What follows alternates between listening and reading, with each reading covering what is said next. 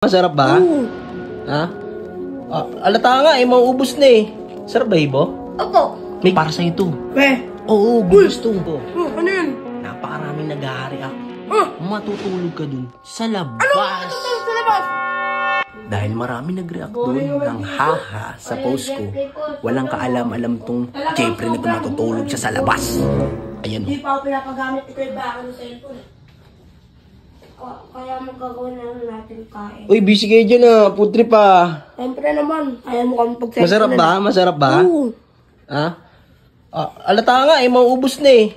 Sarap ba, Ibo? Opo. May good news pala ako. Uy, good news yan? Oo, good news talaga to. Para sa'yo to. Oo, good news to. Tama. Sigurado matutuwa ka dito. Ibo, wait lang. Pasok ko muna doon sa loob ah. Hindi pwede. Teka lang, hindi kasi parang nga sa'yo to, susurprise natin si Ibo. Ibo, doon ka muna sa loob ah. Sige, doon ka muna sa loob. Tingin mo naman sa mong ulit. Uy, tama ka na. Gusto mo na nga eh.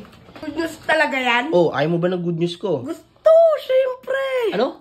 Gusto. Ano? Gusto. Gusto mo talaga to. Naaalala mo ba yung yung post ko? Ano yun? Napakaraming nag-react. Para sa'yo talaga yun, Ano diba? yun? Ano nga yun? Di ba sabi ko pag may nag-react doon na sobrang dami, matutulog ka doon sa labas. Ano? Tutulog sa labas? Ha? Bakit? Ano tutulog? Tutulog ka doon sa labas, bakit? Ayoko. Ano ayaw mo? Ayoko.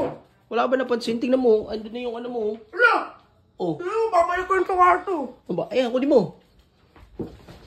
Oh, sige, subukan mo. Subukan mo. Lumabas ka doon. Lumabas ka. Ikaw nakakailan ka sa akin ah. Lumabas ka. Dali mo yan.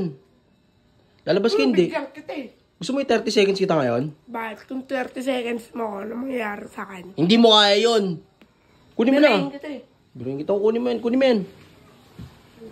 Huwag sa labas. Nakakailan ka lang sa akin ah. Naka-ready na nga eh. Pasalamat ka nga. Diyan pa sa loob eh. Eh gusto mo doon ka sa may labas, sa may motor, doon ka matulog. No? Ha? Nakakailan ka na. Okay lang ano. Ben, putik na yung kuyabakan yun. Dapat di na ako tumira dito eh. Ben, lamok-lamok dito. Nakakaya naman sa kanya. Siya nga pumilit dito na tumira. Ano sabi mo? Dapat di ka dito tumira? Oo, bakit? O doon ka na sa labas. Ay, ayoko. Ano? Swerte ka naman. Sige, bakit? Dito pa ako pinatulog sa labas. Tama lang sa iyan. Wala talaga siyang kwenta.